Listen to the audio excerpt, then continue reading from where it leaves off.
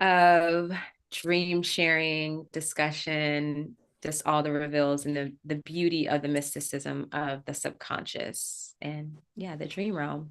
So welcome in. Hello, Alexis. How are you doing today? Hello, I'm doing great. How are you? I'm doing pretty well. Today's been a busy day and it's interesting because I feel I say that every week, but seriously, it's busy and the energy is not slowing down. So I'm sure a lot of you can relate to that. And sometimes it's good busy. Like the things I did today were all in alignment with the things that I love to do.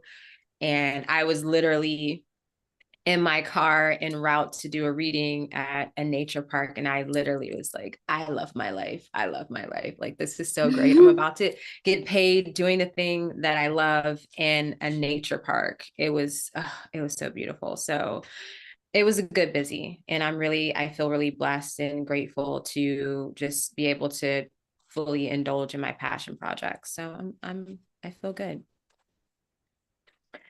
All right, everyone. So, if you're joining us live, definitely feel free to say hello in the chat. Let us know where you are tuning in from. Of course, we always welcome you to share your thoughts, your perspectives, share your dreams, whatever you can share in the chat. Definitely feel free to share there and ask us questions as we talk about tonight's topic, which is the first chat on our series of dream symbols, common dream symbols. So we're going to talk about these common dream symbols, how they can show up, of course, in your dreams and how to interpret them.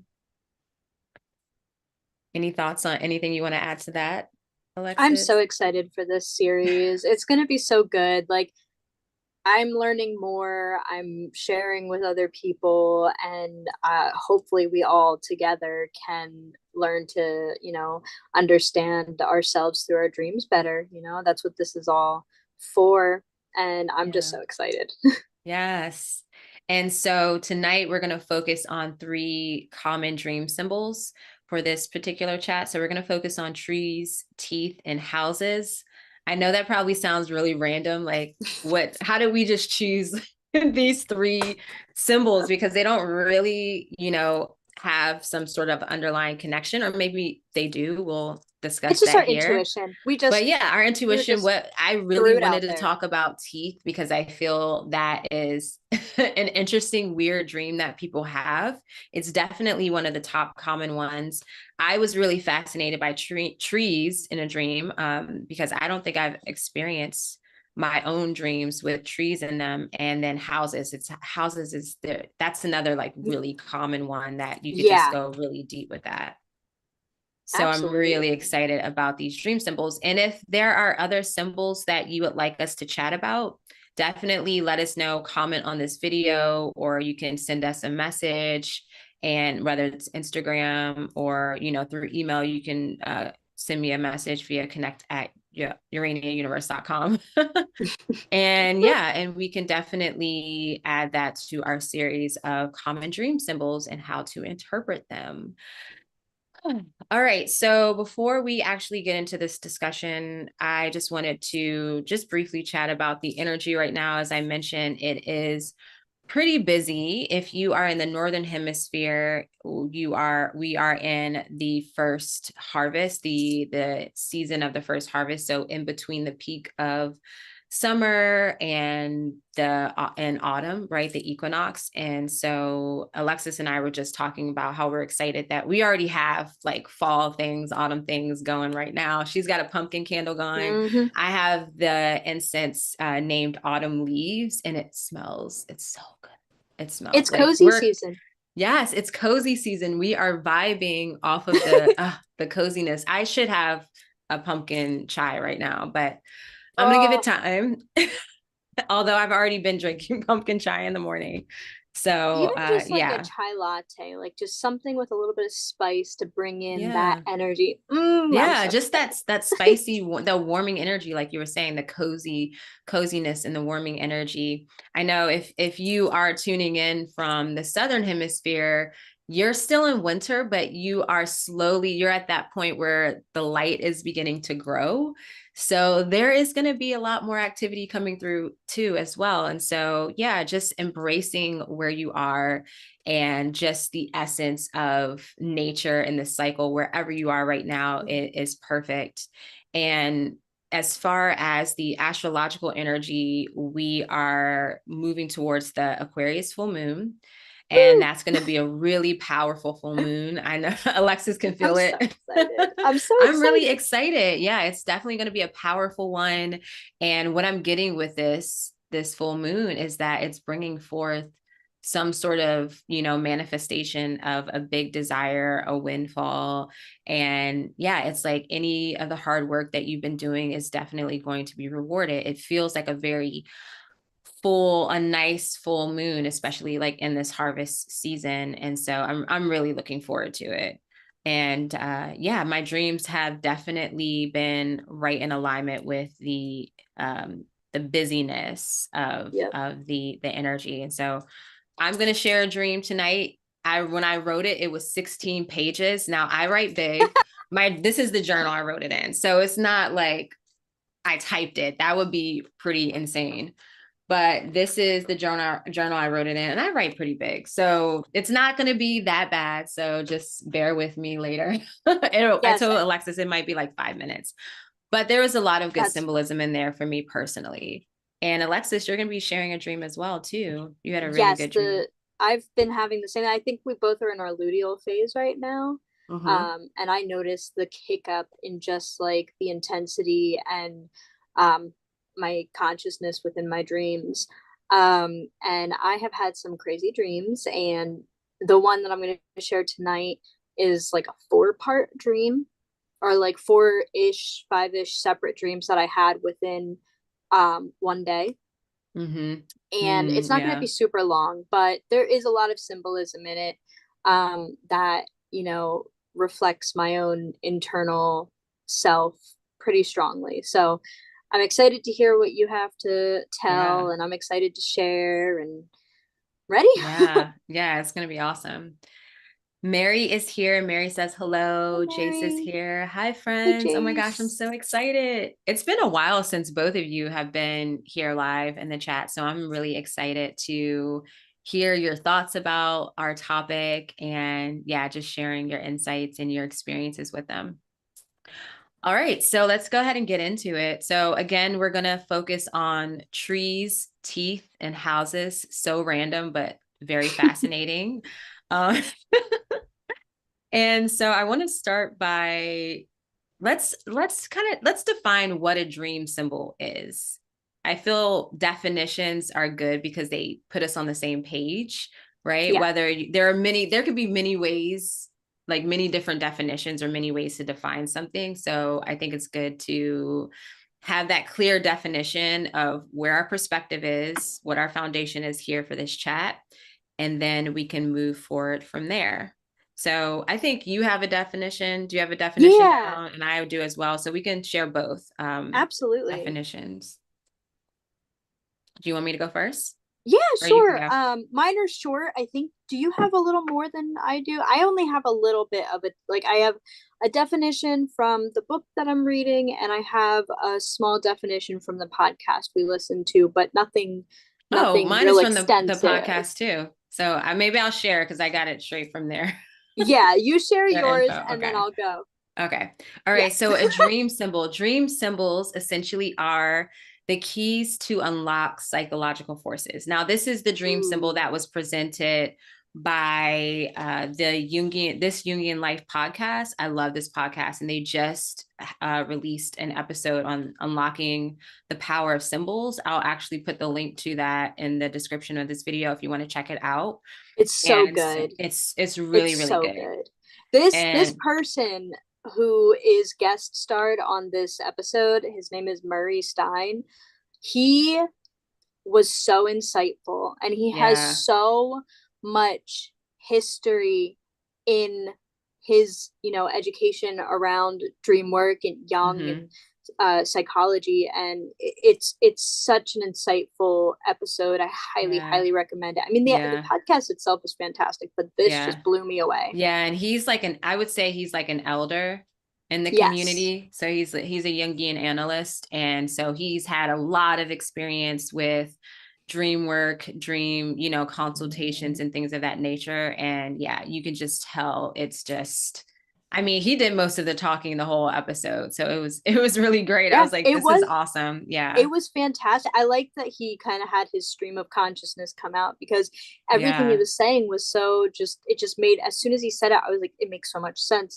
That's what I feel. That's how, like, it was really refreshing to listen to his perspective. And he actually is actively, he has his own practice where he does analysis and psychology in Switzerland, I think. Oh yeah. I Yep. think it was in Yeah. Switzerland. I could be wrong Mhm. on that, No, but it is. It's in Switzerland. Yeah. No, that's amazing. He's very, very wise. And again, his name is Murray Stein. Murray Stein. So yeah, they define a dream symbol as the keys to unlock the psychological forces. They have transformative potential to heal our suffering and restore our relationship to the center of our being. These images connect our waking minds to the unconscious reservoirs of creativity and emerging potential. They are the bridge between the material and the spiritual worlds, and the symbols specifically have a magnetic quality to it. I loved all of that. That whole like every aspect of the definitions that you just, I just, oh, Yeah. Well, it just it was felt good. interesting because I was looking at three different dream, you could say, dictionaries, reference books, and they didn't really define what a dream symbol like is. And I'm looking at the beginning of the book, I'm like, they just kind of jump into it and they give you different types of dreams, and of course we have dream themes, which that was something I was coming across too, as dream symbols. But there, I didn't find that, and I was so grateful for this podcast because I was like, okay, nice, they clearly defined what a dream symbol is. And we're also going to talk about just briefly about the difference between science and symbols, right? Because they Yes. actually gave some sort of definitive of, they are a bit different. So we'll talk about that too. But what do you have for dream symbols? So the first definition I got from the book I'm reading right now, which is Cloud9 Dream Dictionary, written by Sandra A. Thompson.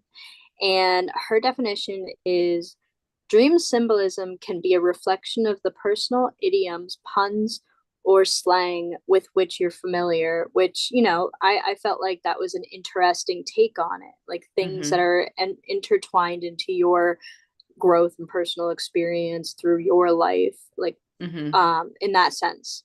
Mm-hmm. But then when I was listening to the podcast, Murray Stein had mentioned that the symbol is the best possible representation of something that is still unconscious. And that is quoted Mm, by Jung. mm, I mean, yes. I think from a very like um what's the word? Like, I think Sandra's definition is kind of more like surface level. And I don't mean that in like a negative way, but Mm-hmm. it's not as spiritually deep as the other Mm-hmm. definitions that I have found, which Yeah. is fine Yeah. because it's good to have Have the layers. multiple perspectives. But Yeah. the definition that you provided from that podcast, oh, Yeah. that for me just hit the nail in the Yeah. coffin. Like I know. That's why I was that was like, perfect. yes. I was like, thank you. Because I mean, I was going to have to do Google, and I was like, I really don't want to do Google for this. I really enjoy going to the books. And yeah, I mean, they just really hit the nail on the head with that. And, I definitely, I feel with Jung saying, okay, it could be something, a representation of something within the unconscious, which is true, especially dealing with dreams. And also, it can be like, I feel it's a little bit of both, where it can also be something that you do have conscious awareness of. Like, say, if it's a deity or a particular, like an animal or something of that nature, that is a symbol for you or that is meaningful for you. Like, that's meaningful, but I feel like the deeper symbolism and how that relates to you is definitely going to tie back to the unconscious aspect, that Mm-hmm. The that you're hidden not, maybe aspect. not, the hidden Yeah. aspects, right? So there's so many layers and nuances to all of this, right? To the Yeah. symbols that we experience. But I definitely do agree that meaning is everything, like what it means to you uniquely. And you and I talk about this all the time when it comes to dream interpretation. It comes back to you. Like Yep. I could tell you what, like we'll talk about the meanings of these dreams, but or these symbols, but and you'll see that there's so many different ways to, interpret them, and it really comes back to your own unique way. So maybe some of these interpretations will resonate, maybe none of them will resonate. And what will resonate and what's perfect is what the way in which you connect to it and what it pulls out of you. Yeah, and if anyone listening hears these three symbols we're going to talk about today, and the the way that we interpret it based on our findings doesn't resonate with you, please reach out and let us know what these symbols mean to you if you feel Mm-hmm. comfortable, because it's always cool and profound to expand that knowledge of how to interpret one symbol. It's Yeah. really crazy what it means to you specifically. I mean, there's 8 billion people in the world and Mm-hmm. counting. So like it's just an interesting concept to see what other people get from it as well. Absolutely. So Mary is saying that an identifier, so this is, I think, Mary's definition, sorry, of a dream symbol. What that might mean for her is that I'm going to say, for me, it is the imprint left on my soul as I wake, and it lingers, like, or even a dream symbol like love in the eyes of the beholder. Yeah. So I think I know Mary had commented on the poll. We'll talk about our polls in a little bit, but Mary definitely commented that emotions are her symbols, like her indicators. And Mm-hmm. I felt, because I did ask Mary, for more info about that, like what that meant, or was there a specific symbol? And what I found interesting, Mary, is that you really couldn't put it into words. Like you did go deeper, but it was just like what you were saying kind of said the same thing. And I thought that was interesting because it's a pure feeling that you uniquely have. And you can't necessarily, I mean, maybe you can put an image to it, maybe you can put more words to define it, but it really is a feeling. And I thought that was really interesting and incredible. So thank you for sharing that. And that definitely makes sense. Like when you wake up, and that, I know that's one of the things that they pointed out in the podcast, I believe, was to pay attention to how, or no, it was in the dream dictionary I have, was paying attention to how you feel about the symbol in the dream. And of course, when you wake up too. So that emotion gives you an indicator if this was really meaningful or not, because you're not going to feel a certain way about it if it didn't mean anything. You're like, oh, that was interesting, but, or weird, or, that was that. Yeah, So that was really emotions cool. play a huge role in our dream space for a lot of us. I know I definitely experienced that as well. And it does, like, especially when you look at the parallels of what your dream emotions were versus your waking emotions, sometimes they correlate, sometimes they're opposite. And it's really interesting to kind of reflect on how that, like, what that means for you. Yeah, absolutely. So Jay says, and I'm assuming this is your definition of a dream symbol, is it's an identifier that shows up pretty commonly in dreams compared to material reality, which can tell a dream from material reality. Dream dictionaries are biased on the author's knowledge of their own perception of imagery. Yeah, and I feel some of them, like the one that I have actually by Teresa Chung, is really good. And she actually, a lot of her stuff is from the Jungian perspective and from her own dreams. Like I did follow her a bit when I really got into the dream work and writing my dreams. And she actually, like, yeah, I guess she wrote some of the meanings from her own experiences, and also talking to other people about dreams. And so, yeah, I mean, with anything, you're getting the perspective of other people in their studies and, their insights and information. And so it definitely, again, it's important to use your own intuition. But I do like to go to these dream dictionaries just to see, like, oh, okay, like, what is this general meaning of this, and does this resonate? Because I've definitely had a lot of aha moments the toilet and restrooms being one of them because I was like, why does this keep showing up? Yep. And when I looked at the meaning of it, I was like, because it was talking about emotional release and the difference of like if you can relieve yourself versus like you're looking around for a clean bathroom and you can't use it. And it's speaking to this hesitation of the emotional release, which is every time I had those dreams, within 3 days, I would have a big emotional release. And so I would have never have, I mean, maybe I would have made that correlation, but the dream dictionary definitely helped me to do that. So yeah, I mean, I think it's like perfect for you to make your own dream dictionary and that be your reference. But I do feel like some of the dream dictionaries are really, really good. I agree. Yeah. Well, oh, and I'll say one that was interesting because I did go to the bookstore and to check out different dream dictionaries and dream books. And it was limited, as Alexis and I talked about at Barnes and Nobles. But there was one dream dictionary that it felt like one of those, I wouldn't say AI, but it was a dream dictionary where the publishing company basically gathered a bunch of authors, like various authors, and kind of made a book of their work. It was really weird. I'm like, this doesn't feel right. So definitely do your research of, the dream books that you get, look into the author, and yeah, take your time finding these things because there's so many resources out there. So yeah, I would definitely look deeper into, what that perspective is of the individuals. Cool.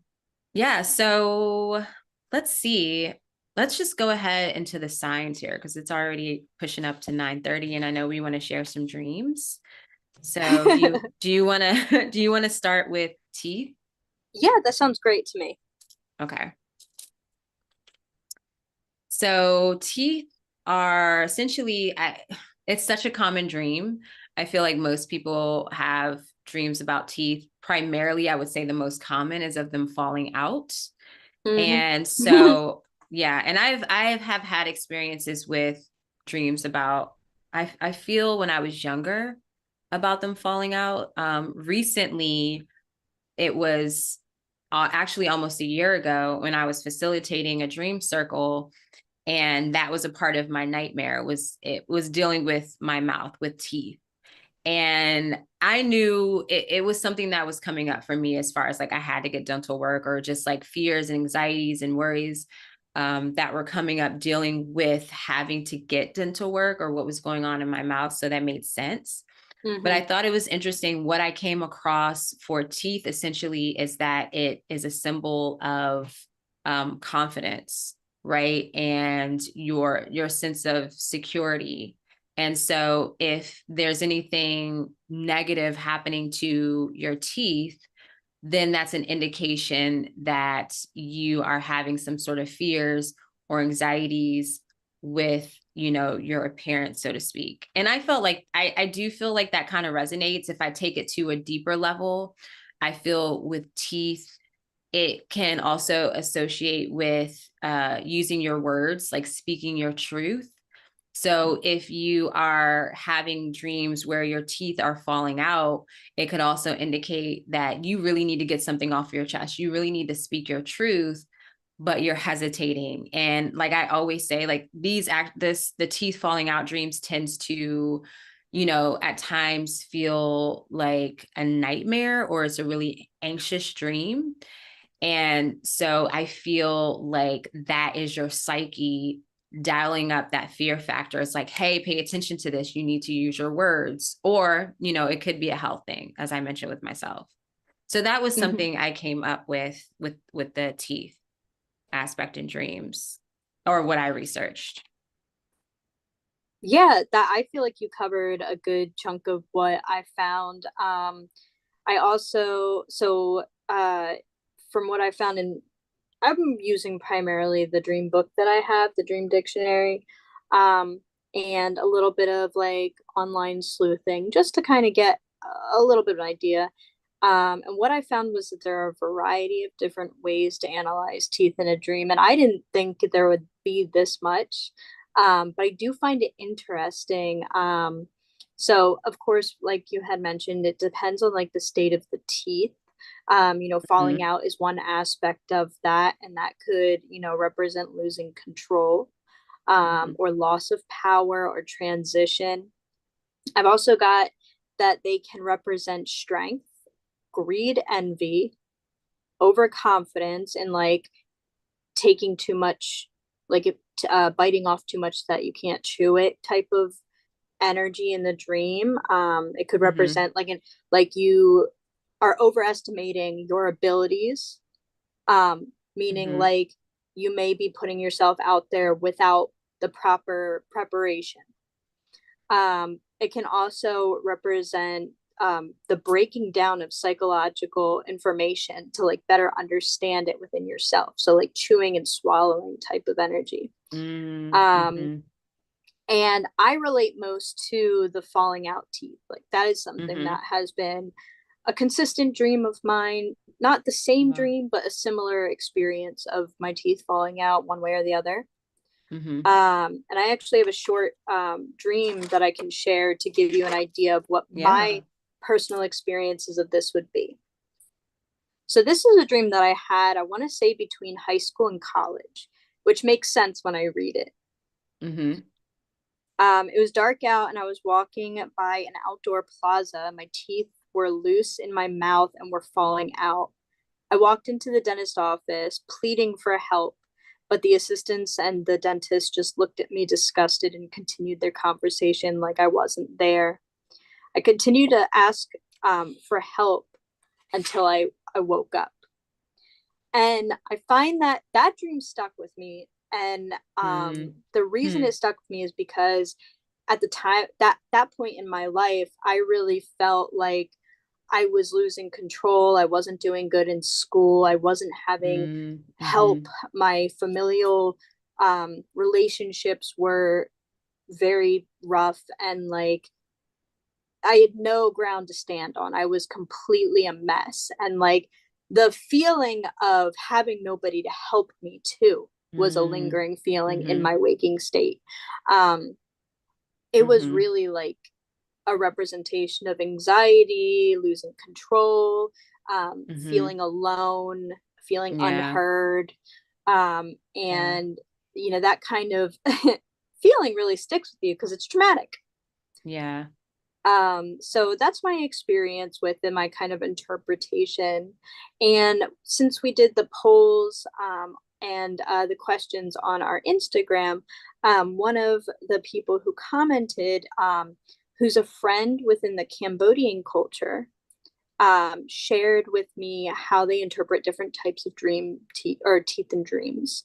So in Cambodia, if your teeth are bleeding, it represents someone you know or love is going to become ill or is becoming ill, like somebody you know is sick in some way, I want to say it's physical. I should have asked more questions, but I'm sure it can relate to physical, mental, emotional, spiritual. And then another aspect of that is if the teeth are falling out, it means someone you know is going to die.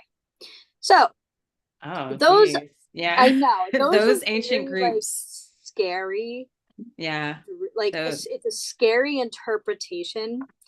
And sorry, one sec. No, go ahead.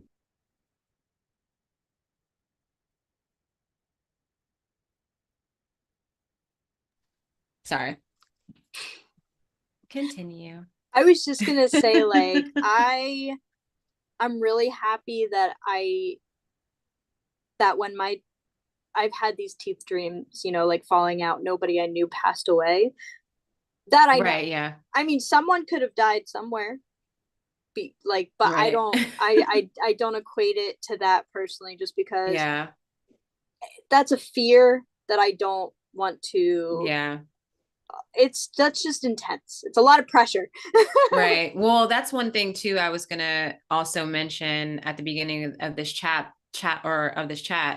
is the different cultures experiences or just their practice with dream work and their own interpretations of the symbols and dreams, and how that can really, like, what they experience can influence how that shows up in their own psyche. And I feel like there's a connection, of course, to your culture and what's happening in your your waking life, and also the times, right? And so maybe back when those correlations or those interpretations were relevant, or those were happening, that was a definite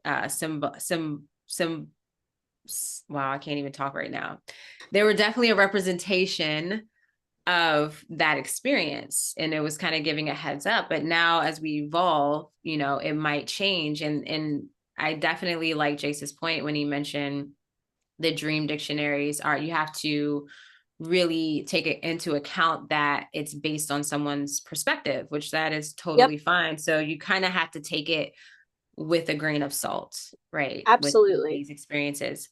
One of the really interesting points about teeth dreams as well pointed to this being a type of dream that often occurs at a transitional point in someone's life. And so how old did you say you were in the dream? Like 17, 17? I had to be between 17 and 20.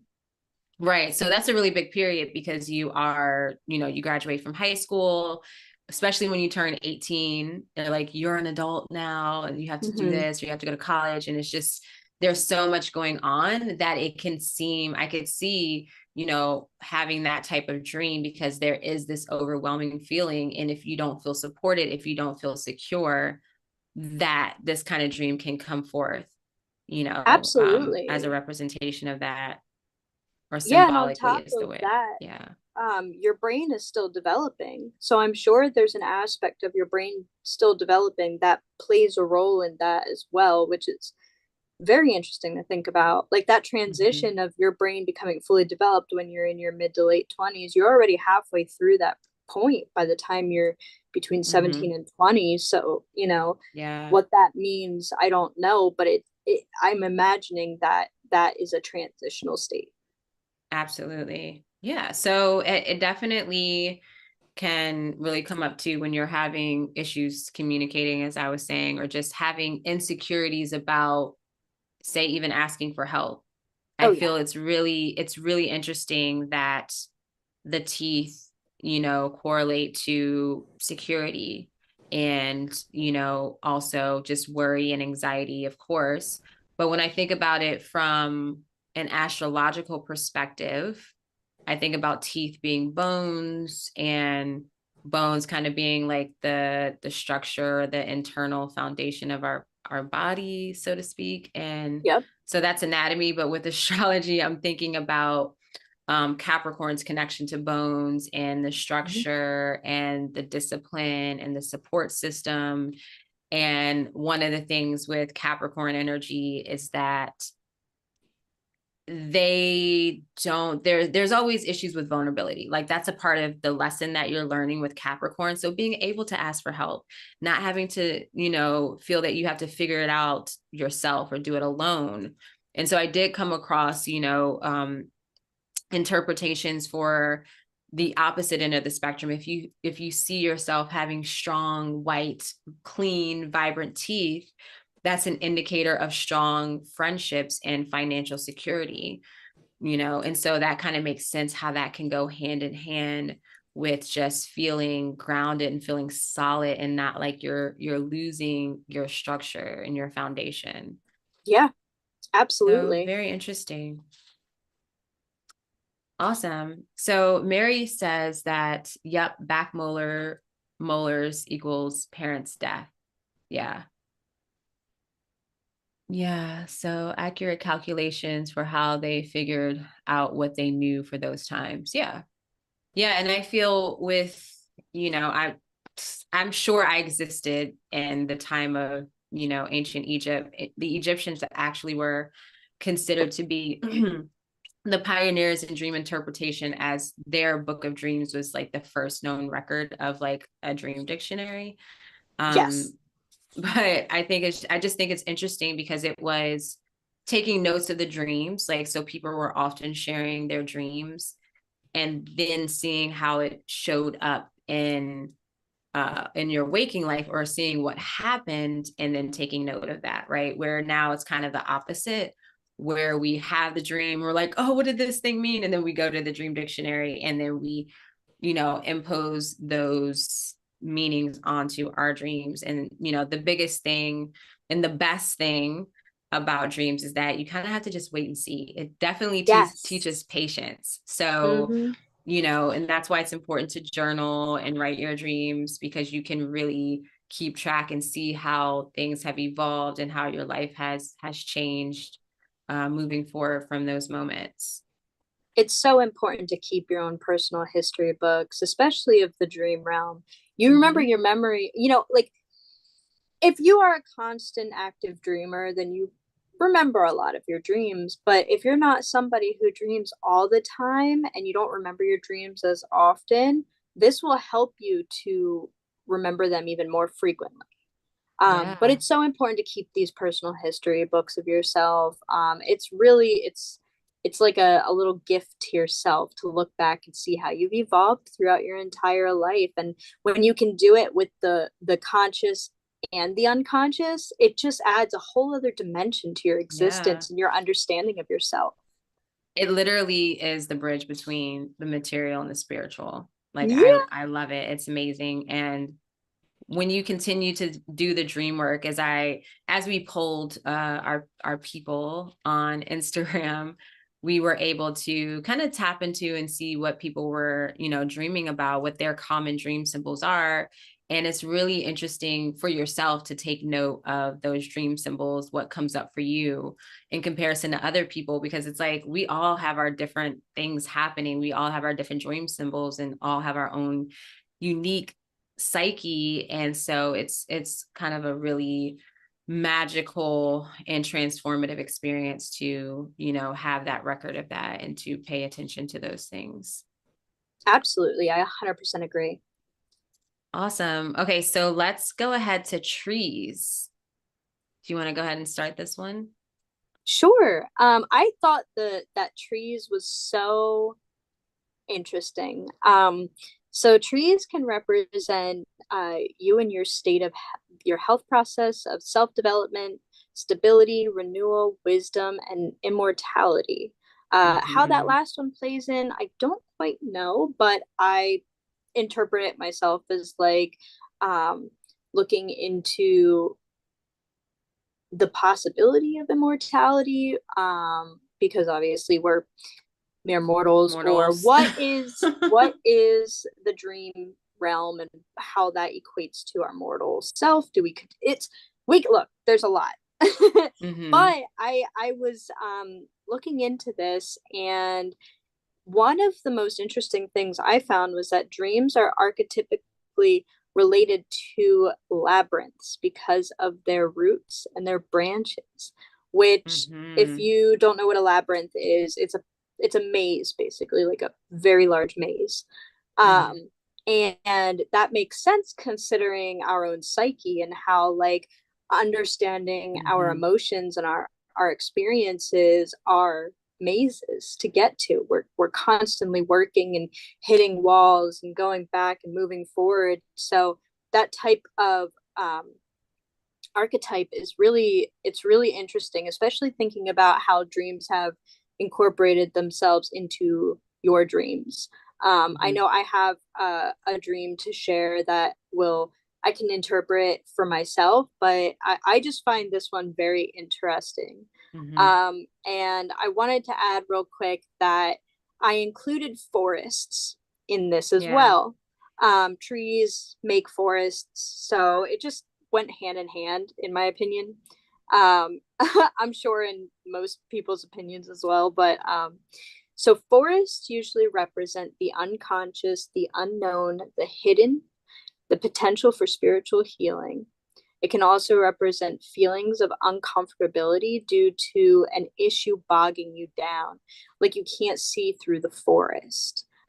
So that was so I just find this aspect so interesting.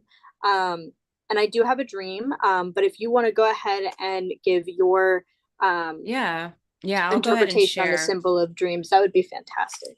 Yeah, so trees definitely have a strong archetypal symbolism to it, as it is considered to link us to the heavens, or it's kind of like the bridge between earth and heavens. As you were mentioning, the roots are very strongly grounded and networked into the literal soil and dirt of the earth, and its branches its branches reach all the way up to the heavens.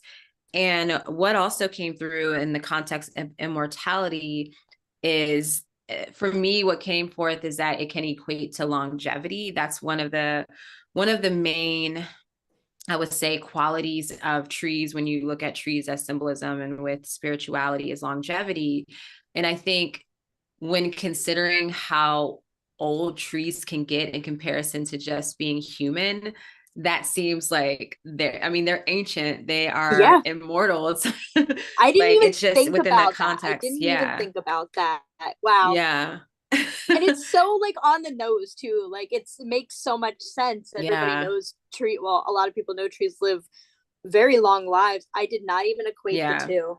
Yeah. So definitely I can see, just if you want to be extreme about it. Yeah. It's like, yeah, they're freaking immortal. And Yes. with trees, they're considered to indicate or represent spiritual growth. They can also foretell happy consummation of hopes and desires. So that's more so looking at like the leaves, like how full it is. Like if it's a tree that has a full, like, some vibrancy, and just it's big, it's bright, it's bold, that can indicate some sort of happy consummation of hopes and desires. Dead trees, on the other hand, can signal or symbolize trees or sorrow and loss. Where I'm going with that. So how would you interpret an in-between state of a tree? Just that we're on this topic. So like you have the bright full ones represent that aspect. The dead trees represent that aspect. What would kind of be an in-between, like a transitional? Is it kind of like, how would you It's interpret like, that? I would definitely consider the nature of the energy within the dream, like what's going on, what are you feeling in the dream as far as that goes. And but I do feel like it's a transition part. So which way is it going? And also, it might be like a seasonal thing too. So It could be, yeah. if it's a tree that is kind of in between, like, is it in between seasons, which is a transitional, period? Like, is it going from summer to fall, or is it like, spring to summer, or something of that nature? So I definitely still get that indication of spiritual growth. And that's when you would look to the context of the dream to kind of get an indicator of, okay, how is this, showing up for me? What am I feeling in the dream? What else is going on, to That's a get a better great point. understanding. Yeah. Yeah, So the also, in-between for sure. Sorry. yeah, no, you're good. So another interpretation of trees and dreams is that it can also indicate ambition will be realized. Again, another indication of spiritual intellectual growth is likely to take place in your life in the near future.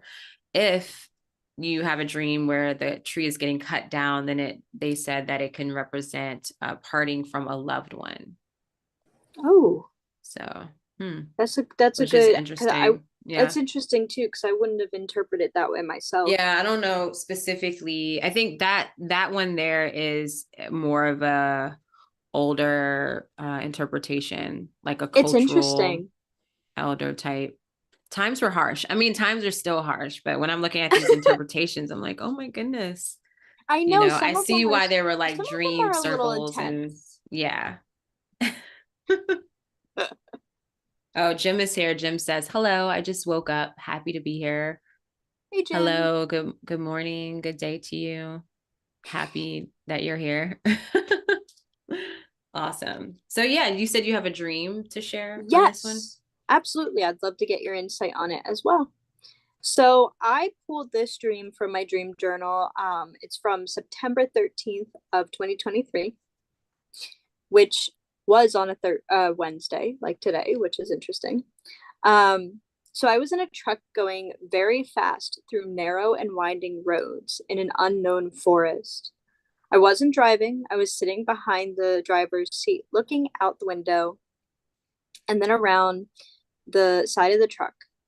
the people who were in the vehicle with me were almost unrecognizable. So kind of like glitched out, not really, kind of blurred, not really able to see details in their face to make out who they were. As more panic and anxiety crept in, we drove faster and faster. There was sorry, I can't. Some of the dreams that I write down, I'm like, wake up, eyes open, scribble down everything. Yep. So Yep. sometimes these words are like, it's like, wait, what? Alexis, you could have taken a little time in between. I'll try this again. Okay. There was a lot of muddy, dark reds and greens in the midst of the black. So like the whole forest was dark, and like there was a lot of blackness surrounding. So it was like dark and muddied greens and reds. And it was raining heavily now. It felt like there was a heavy cloud along for the ride. So like just the weight of everything kind of like pushing down on us. All of a sudden, we stop in the middle of the woods where an empty cutout is located. We all get out of the safety of our vehicle. The air was thick and smells of autumn. We wait, staring at the darkness of the sky. And period. That was the dream. And I actually like as I'm reading it, I'm like, it's coming back to me. I love when that happens. This dream and what the visuals were. But there's a lot of symbolism in that, and I do want to hear your point of view, just like with the trees having so many underlying messages that could be interpreted in your dream. Like, how do you feel about this? Yeah, I feel, well, the first thing that stuck out to me is the end where there's like this, like the sky and the darkness and what you mentioned. I can't remember your exact words, but it made me think of that looking up at the heavens, because everything else was very like what's in front of you, what's happening here. And it finally felt like at the end, you had a moment to just take it all in and observe what's happening above. And then what else stood out to me was the essence of autumn, right? So it already felt like you're in this transitional place, and then the colors of black, green, and red, right? So I'm thinking like this dark hunter green is what came to mind, and this bright, vibrant red. And it feels like autumn in that transition. And just with the darkness, it feels like it definitely feels like a transitional dream, and a slowing down and being kind of more connected to nature, just to where you are. And it maybe, I don't know what was going on at that time, but maybe this was an invitation to slow down and to connect with where you are now, what's in front of you, but also like the bigger picture of what's happening, and letting the cycle take its place and letting things, kind of die off. What really stood out to me is autumn and the colors. And the darkness. I agree with that. I also feel like, I'm sorry, I have like my throat's acting up. I don't know what's going on today. Like my throat chakra stuff. I'm having issues here too. Yeah, but anyway, so sorry. I also feel like the forests in this dream were representing like the hidden unconscious, like my hidden unconscious self. And yeah, that I'm transitioning from being more separate from myself to understanding more, and going through the anxiety and feeling like it's too fast. Like I want to hold on to what I was, and I'm not like I wasn't entirely ready to jump through, but I'm doing it anyway because I know that's what's important for me. Yeah, which makes sense too, as I'm still stuck on the autumn energy, probably because we're in the zone of autumn. But it's like that's the season of letting go and just like letting it fall away, just naturally, even shedding that layer, shedding it. Yep. And letting yourself die and reborn. Reborn. Yeah, to be reborn. So we have a comment here from George. George says trees are stationary in their environment and forced to endure. That's actually a good one.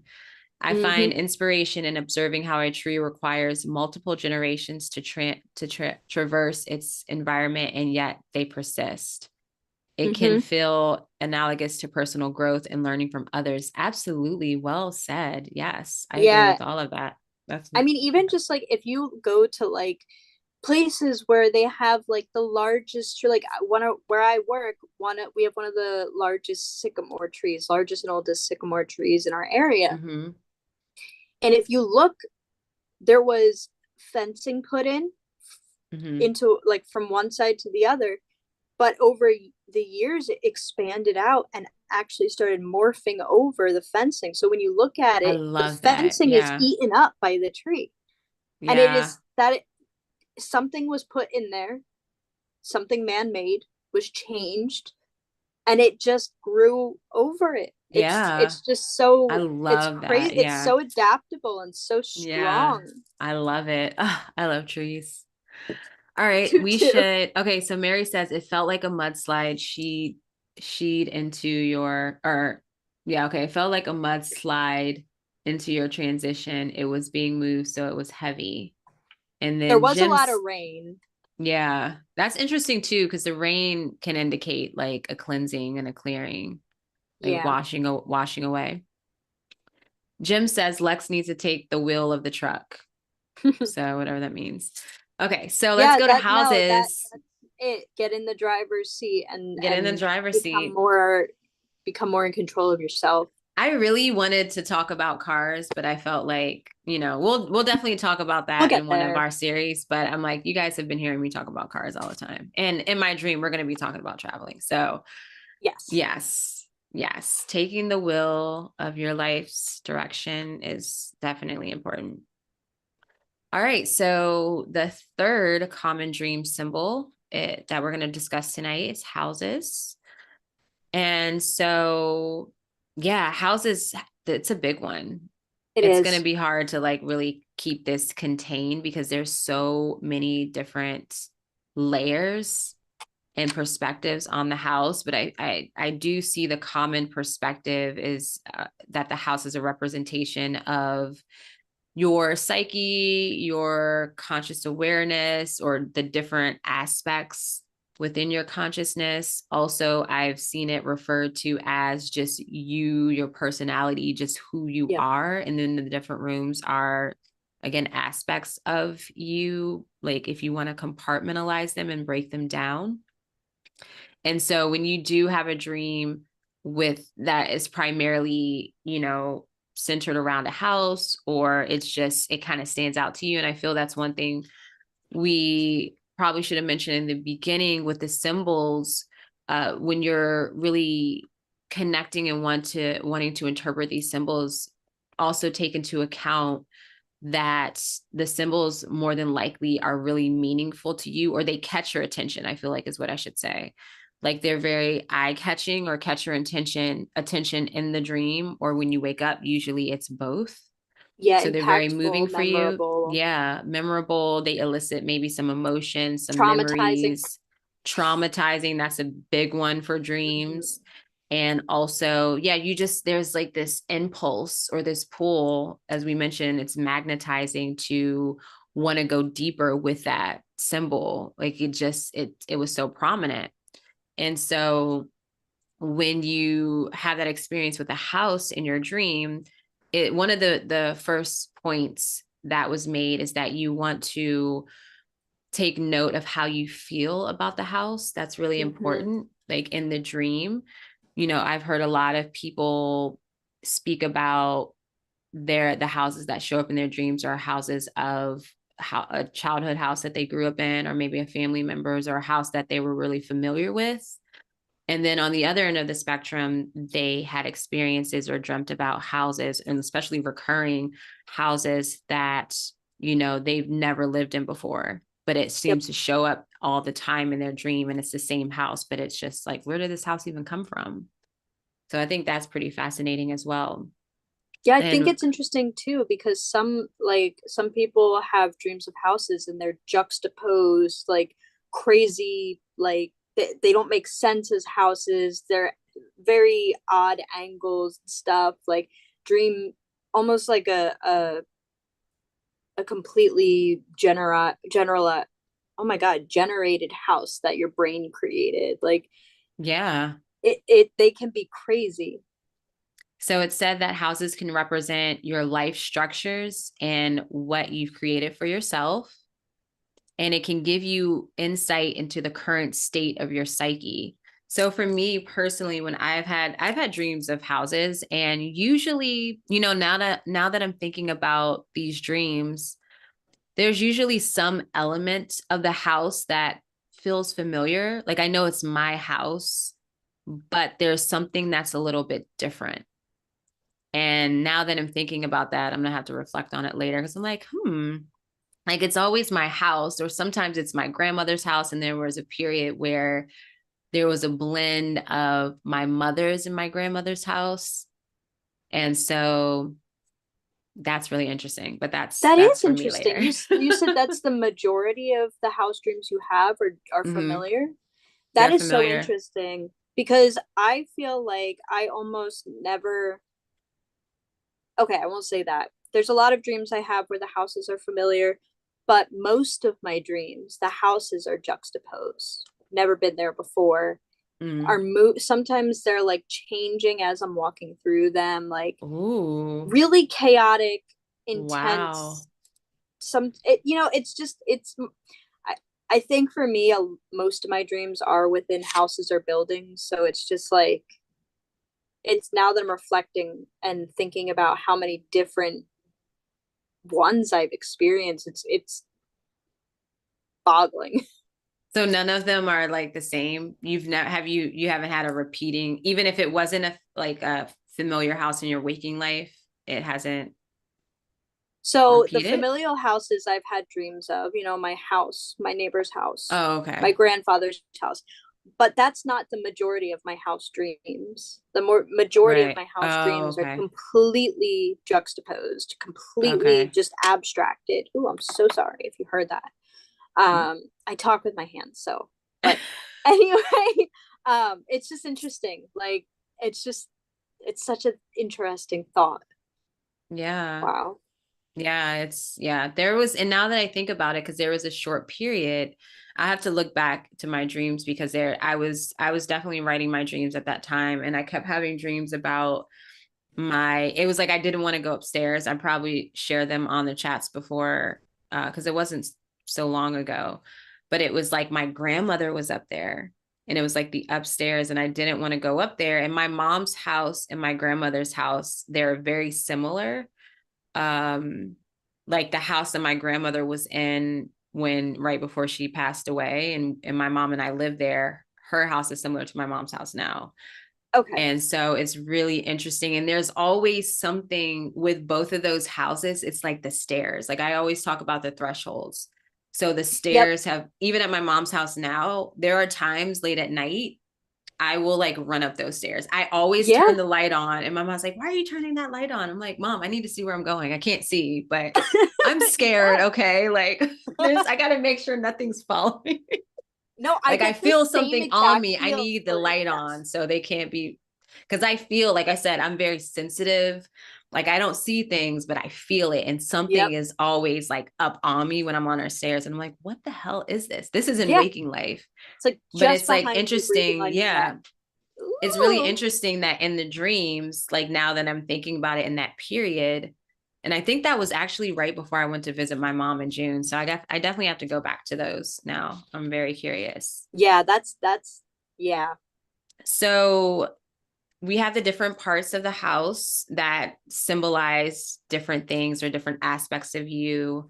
And I have a list, and this is again just the perspective from actually this book here that I really like. It's called The Dream Dictionary from A to Z. I was using the ebook version, and then today I went and got the actual thing because it was only $10. So I was like, hell yeah, I'll get it. Yeah, I Um, have to add that to my collection too.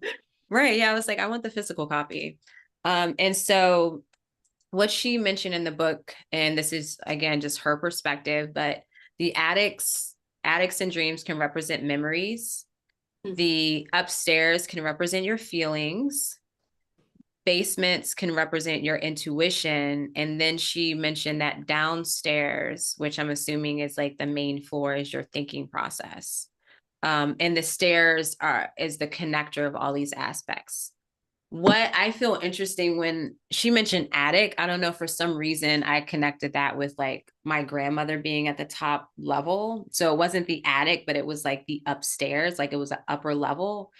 And the memories and my feelings seem to like, that really resonates for me. Yeah, I'm gonna, so when we dream share, the dream I had the other night actually had to do with going out the attic, going up the stairs and going out the attic of this home to the main street of where we were. So Oh, okay. yeah. I have an Interesting. interest. I'm interested in your idea of attic because I haven't thought about it.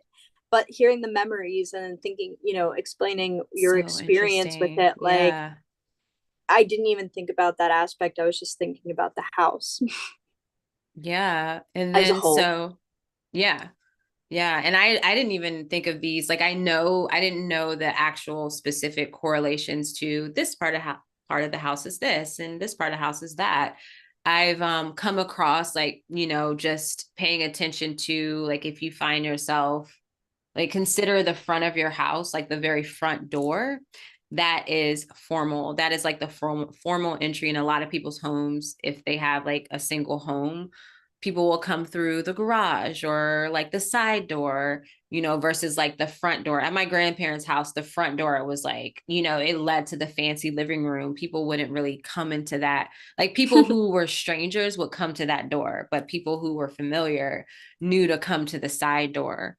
And so that was really interesting.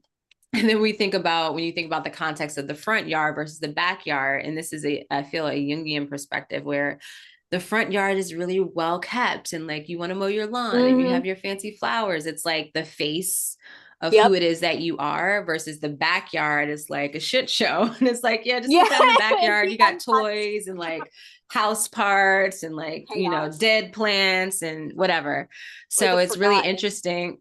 Right. It's like, yeah, we don't got to worry about that. Just like toss it in the backyard. This is safe for a rainy day information. Right. So it's really interesting to, take note of like the part of the house, like where in the house or outside the house is coming up for you and how that's a representation, like what that is, like how that is experienced in the waking life and how that can, represent some aspect of you. I think is interesting. Absolutely. It just talking about the small amount of detail and interpretation that we did about houses and the rooms and the attics and the basements, it's kind of opening my perspective to past dreams I've had now, where it's Mm-hmm. it turned on a switch and it broadened my horizon of what that dream meant to me and how my psyche is communicating. Mm-hmm. Yeah. So Mary says, I don't like the energies of houses. That's funny. That's interesting. Christopher's here and says, hello, loves. Hello, welcome. Jim says, recurring house, mansion, and attic of auditorium of my high school. Wow, there's a lot going on there. So many layers. The attic of a recurring house mansion in the attic of the auditorium of your high school. Oh, that Ooh, just there's some triggered a layers dream. there. Yeah. That just triggered a dream memory. So, I mean, just seeing high school in there, and I feel when we talked about attic, excuse me, being indicator of memories or correlating to memories, that's something that kind of makes sense. That kind of tracks there. And yeah, so that's something definitely I would I would see what else is. I mean, if you're curious, looking at what else is happening in the context of that, as well as like how you're feeling, especially if it's Yeah, a reoccurring type situation. absolutely. I feel like you can get a lot of information out of um, being in that type of home. Like just thinking about the mansion, like I've never been in a mansion, at least a functioning mansion. So I Mm-hmm. I have my ideas of what it would be like but I don't personally know. So it's interesting, like, is this somewhere you've been? Is it a mansion you're familiar with? Right. Is Is it it a, like yeah. a vacation place that you've been and it just kind of stuck with you? Is it Yeah. completely like made in through your dreams? Like that's so you can just continuously go with this. We can just Yeah, we can continuously go go with deep. this. Yeah. Oh, And to think it's so I was trying to get exciting. us to do 5 symbols. I And know. like we're already I at 3. And it's like know. it's 10 10 o'clock. It's the o'clock. top of the hour, which is totally fine. We're gonna go over because I'm Yeah, sorry, friends. I absolutely. have to share this dream Please. with you guys. So but yeah, so going back to the houses, another interpretation from a different book mentioned that it can showcase the state of your mind and the things that you're most worried about. If the house is a mess, it shows confusion in your life. If the house is full of people, it can show that things are getting out of control. Mary mentioned, what about moving stairs like Harry Potter, creating disorientation for me? Yeah, moving stairs is like maybe there's, if stairs are the connector of Instability all aspects. Yeah, it could be instability, like a disconnection, or or a you said it bridge right there, that's burning. disorientation. Hmm? That's kind of so that immediately popped in my head as possibly like a metaphorical bridge burning is like the shaky Interesting. staircase or the moving staircase. It might be like you're going in one direction but your life is kind of being pulled in a different direction. It could represent that, like struggling to make a decision. Ooh, that's interesting. Yeah. Yeah, that's a like it's like what do I choose? Like where am I like yeah, because you mentioned disorientation, so it definitely feels like where am I going to orient myself next? Like you're kind of in that space of not quite sure. So let's see, we have some more comments here. So Christopher says houses are wild because they can mean very different things for people in their dreams. From horrible, abusive prisons to your most favorite place to ever be, each room can mean something different. Yeah, and I've definitely come across the interpretation, and I feel that I've had this experience with my own dreams where oh yeah, the dream I was talking about going upstairs, it can feel like there can be some fear. So maybe some aspect of that self, or in my case, if I'm thinking about the memories and the feelings pertaining and my grandmother's at the top of the stairs, right? My grandmother, for those of you that don't know, my grandmother passed away 20 years ago. And I've been in this, like my dream work has literally helped me heal that relationship. And so the energy and the fear, the anxiety that I felt seeing, like at some points I would see her up there, or I would just know she was up there. And so that in itself, that fear is like in my waking life was a fear of tapping into more memories of her and my feelings about that. And then being that was the house that she pretty much ended her life in, like my experience there as an 18-year-old experiencing that was like really traumatic. So I like really blocked out a lot of things in that time period. So it was like that was an invitation to like open that box. And yeah, so that fear there can give you an indication if you're kind of having some hesitation or anxiety or fear about going into a specific room. If it feels scary or haunted, there's something there. There's a Yeah. reason why it's feeling that way. And this is when lucid dream can come, are very powerful because you can just go Yeah, and and even check it if you're out. lucid and you can decide not to as well.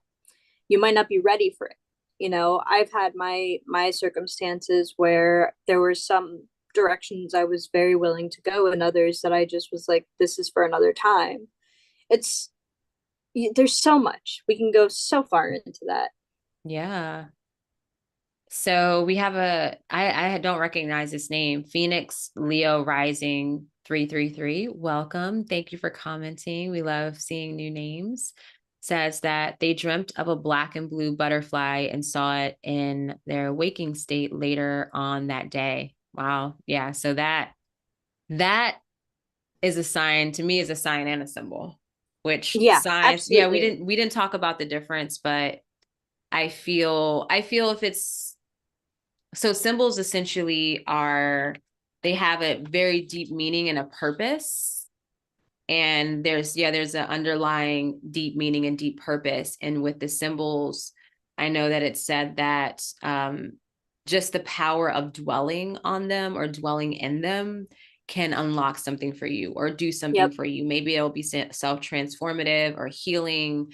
And in the podcast that we were talking about, the episode that we mentioned at the beginning of this chat, he mentioned just watching women in a church or people in a church connecting with the Virgin Mary, right? In that image, and like just being very present with it. And if you are not connected and you're not a part of that community or religion, or you don't have that connection, you're just like, okay, it's an image of, a mother and a baby. Like you can get it, but you don't have that connection. Like you're not, by dwelling on it, you're not really getting that healing. But for the people where it's really emotion. Right, when it's really meaningful and purposeful, and there's just a really deep source connection to it, just dwelling in it, gazing at the image unlocks so much for you. It's healing. And then he mentioned how they would kiss the icon and then move to a different one. And it made me think about just Buddhist practices and my experience with that, and going to temples, and how,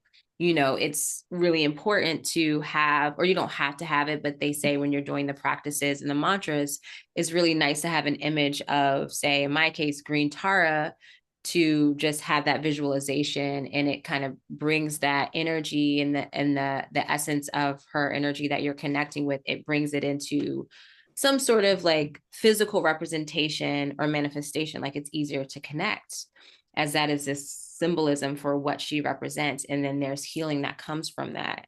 And then they went into signs, where signs have, there's a direct meaning of it. Like a sign is a sign, right? Where they mention a lot about Starbucks. Like, when you see the Starbucks sign, that means coffee, and, whatever that means for you. But I feel in this context, it's like to see the symbol come forth in the dream and then manifest in the waking life. It feels deeply symbolic. Yeah, and then I feel like so there's a too. sign with that, maybe that you would know personally. Or even just the sign to pay attention, like sometimes our dreams give us little hints, you're not paying attention enough. So you kind of have this precognitive dream, and it might be small, but it's significant enough for you to start paying more attention to dreams and life and how things align. There's a lot you can take from that, and the deeper you go, it goes into your personal, like, what does it symbolize to you? Is it a representation of somebody who's passed? Is it yourself? Is it a reflection of yourself? Is it a period of transformation, flight, freedom? There's a lot you can take out of transformation. Like, yeah. Okay, so Phoenix Leo Rising says, hello, first time watching. And yes, I'm really excited about this comment. So they say, oh my God, I went to a Catholic church today. I'm not Catholic, went for another reason. Ladies prayed for me today. It was healing. I'm a witch slash hoodoo, so I don't take up religion, but interesting. Thank you for that interpretation. Yeah, like, I love when, it can be I love like when this stuff happens. It can empower you so much to pay attention to your dreams and dive deeper into it. You get an idea of yourself, you get a better understanding of where you are in existence, and it's all entirely personal to you. That's what makes it so unique. It's like everybody has the ability to dream, and all the dreams that they have are completely unique to themselves, even if it's the same imagery. So I would, if you haven't started writing them down already, I would, because you might be unlocking layers to your psyche that you may not have gotten to as quickly without paying attention. That's very interesting, and I love when that happens. Yeah, that's exactly what I was going to add, is just, as we mentioned with the dream dictionaries, as far as like the older cultures, the ancient cultures, they would take note of the dreams and then see what, came forth. And they were definitely I'm sure way more connected and less distracted than we are now. And so I don't know, maybe it manifested quicker, who knows? But I think I'm sure. yeah, I think I'm this actually is pretty, like, I'm positive that it manifested quicker for people back in times when the distractions weren't so intense and they were able to live a little bit more freely and more relaxed, and it opened up space in their lives for a deeper understanding quicker, at least. yeah, I and feel like with the, slower moving yes, slower lives. moving, time wasn't used the same, if that makes sense. Yeah. It was understood, but it was just different. The hustle and bustle of everyday life nowadays, and the Yeah. phones and our jobs and everything, it just puts a big blockage in our Yeah. ability to reach within ourselves and understand more. Yeah. No, it definitely yeah, it's like you can gain more awareness when you are moving slower in life. Okay, so I'm getting a refill on my wine. So wine Love break that. since we're gonna have a longer chat tonight. Thank you. Okay, so is there anything else that you want to add to houses? We'll get into the dreams if there's nothing else. No, I'm good with that. I'm ready to tell our dreams. Cool, awesome. All right, so I'm gonna look over these comments really quickly. Let's see, any directed to us? Yeah, so I'm reading Phoenix Leo Rising, talking to Mary says, I agree, so much transformation in my life. Saw a hummingbird as I opened my front door yesterday. So much magic around me right now. Oh my goodness. I love those moments. Like I can recall where everything's just like you're in alignment and you're just so many things are jumping out at you, connecting with you. And it's so inspiring and it's so transformative. So I'm really happy for you. George says, I tend to problem solve in my dreams and internalize information in my dreams. And so I end up being more effective the next day. When I dream about what I'm focused on, I tend to get progress done faster. Yeah, that's definitely a thing for people with dreams for sure. Yeah, Like, I mean it, and not just physically, but mentally, emotionally, spiritually. awesome. All right, friends. Well, we are going to share some recent dreams. And both of our dreams have some deep symbolism in them. So that goes right along with what we've been discussing tonight. And yeah, let's go ahead and get into this. And we would love to also hear your perspectives on the dreams that we share. And even though they're our own dreams, I'm sure you will receive some sort of something from this, right? Maybe a deeper understanding of how to connect with your own dreams or just seeing how someone else's psyche speaks to them.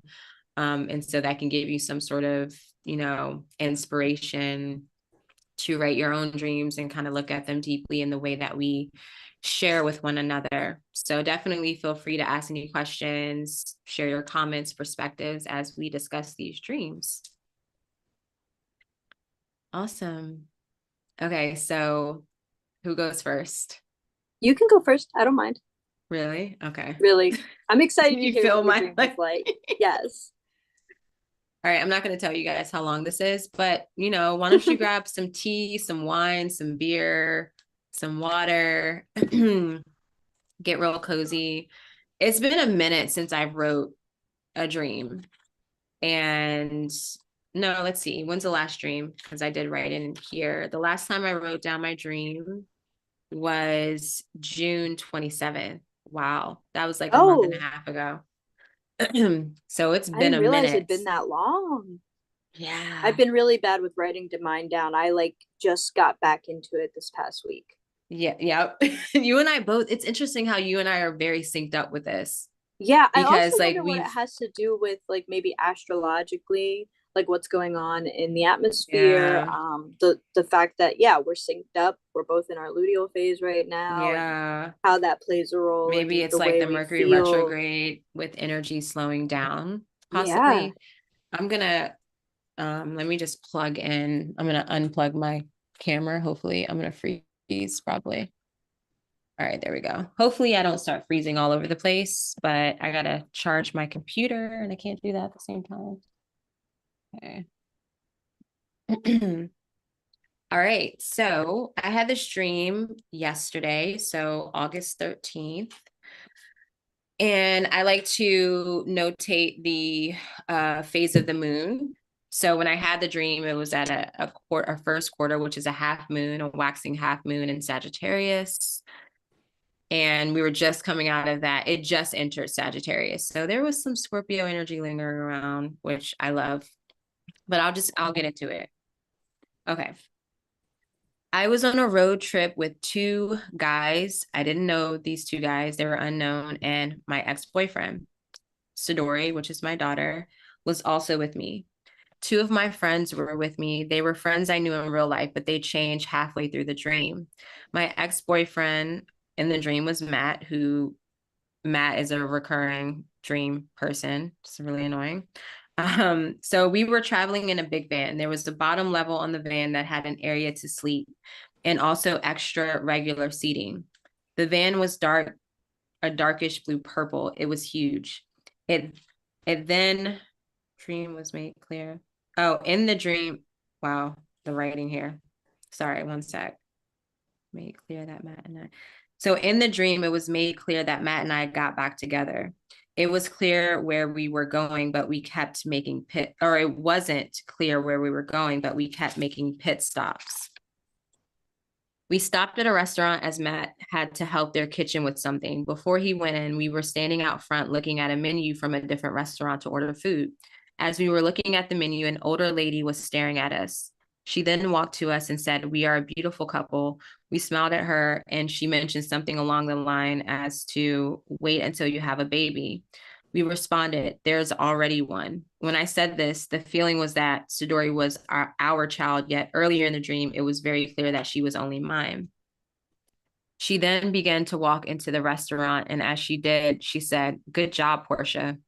I was shocked that she knew my birth name. I had never met this lady before, and I said to Matt, "Wait, how does she know that name?" He went inside and I was headed to order food at the restaurant. Two of my friends who decided to travel with me popped up. They wanted food too. We were trying to remember the name of the restaurant to look up the menu. We decided to just walk there and order. They wanted to go to the van to get something, but we couldn't find it. I didn't see where the other guys parked it. They had just dropped Matt and I off, then went to find parking as we were in a city, so there was street parking. We eventually found it. I was so happy as Sidori was in the van sleeping and I wanted to check on her. She was safe and sound, asleep on the bottom level of the van. I called the restaurant to speak to Matt. I asked to speak to the guest manager in the kitchen. They responded, "Oh, the food safe manager." I said yes, and they asked, "Why do I want to speak with him?" Then the scene changes. Another pit stop, this time at an open field of a church, maybe. I'm out of the van walking with one of my cousins. She is a lady of authority in this place. She begins talking to me about Matt with concern. She said he seems very cold and asked if I noticed that he was shivering. I looked at him. He was dressed very nice with a sweater, a light jacket, and another jacket. I looked back to her and said, "There's no way he's cold." We got back to the van, Matt and I, and my friend Dominique was standing there. She then entered the van saying hi to my friends and checking everything out. I was still standing outside and she walked back out and began to talk to me about getting my hair professionally done. And she knows someone who does a really good job for cheap. When I entered the van, one of my friends apologized to me for speaking ill of Christians and Jesus. She said she didn't realize my cousin was who she was. She had power. I told her not to worry about it. I understood what she meant and shared similar viewpoints as my friend. Then the scene changes again. Drink some water. Sorry, guys. I don't know. I've been having the same thing happen all night. I don't know what's going on. Okay. I'm walking with my best friend, Aurora. This is a friend in real life.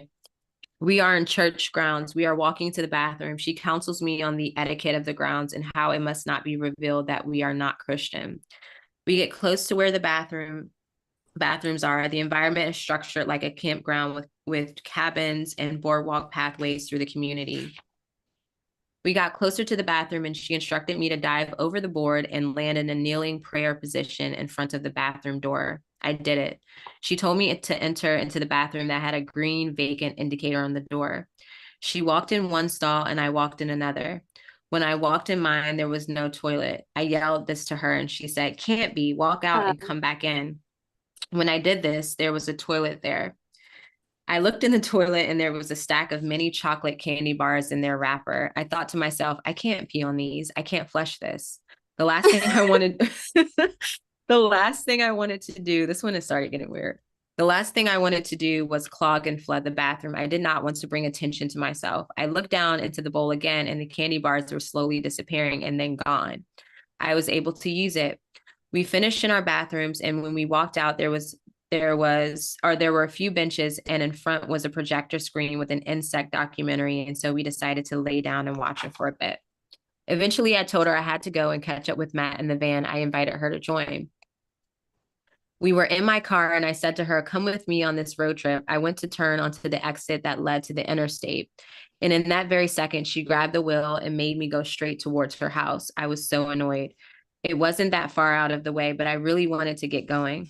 I told her I would take her to the entrance of her neighborhood and she would have to walk the rest of the way, mostly because there was a big muddy puddle further into the neighborhood. We're in her neighborhood, and I decided to maybe just take her to her house because as I was driving, I had to stop in the road as was a huge pile of her things in the middle of the road that had to be disassembled, and she couldn't carry it all back to her house. She laughed, asking if I could see all this shit, if I see all this shit. I told her begrudgingly I would help her, but I had to call Matt and see where they were. Before I did, I looked at my GPS to see where I was. I saw signs pointing to London and Australia. I then realized this road trip was taking me out of the country. And up until now, I had no idea where I was going. And whoops, I didn't have a passport. I told myself I would just figure it out and get one along the way. I called Matt and he said they were planning to stop and get a joint somewhere. I kept asking where, and the location was unclear, a lot of confusion around it. Then finally he said, Idaho, we're stopping in Idaho. I'm pretty sure I was still in New York, so I had to get going. I had to leave my friend. I knew there was a few of her things in my car, but I had to go. I felt bad. So I'm driving incredibly fast. It was as if my eyes were closed and they open, and I noticed a rest stop and I fly into this parking area so fast I couldn't stop. I had to let my vehicle slowly come to a stop on its own. For whatever reason, I felt I had to go back to my friend to help her and give her things. I don't think I traveled that far, so I could maybe just fly right back. I pulled out of the rest stop, going back the way I came. The road turns into this bridge built of wood, doesn't seem very sturdy. Storm, which is my daughter's father's dog, is standing in the road. He moves to the side. I was confused why he was there. I considered putting him in the car, but I had this intuitive feeling he was safe. And while his body was there, he was also with Malachi. I kept going and came to a break in the bridge. I could not cross it with my car.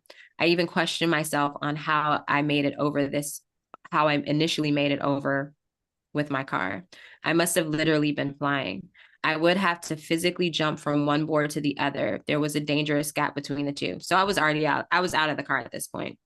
So then there was a lady, maybe in her early 20s, and a teenage boy on the other side. She jumped and made it. I then noticed there was a smaller board to jump on to get to the next. They explained to me how to do it. It still felt incredibly risky, and I didn't want to do it. I looked a little closer and noticed there was a platform further below the broken board. So maybe if you fell, it wasn't the end. But even so, I didn't want to go back. And then I woke up. That was a lot.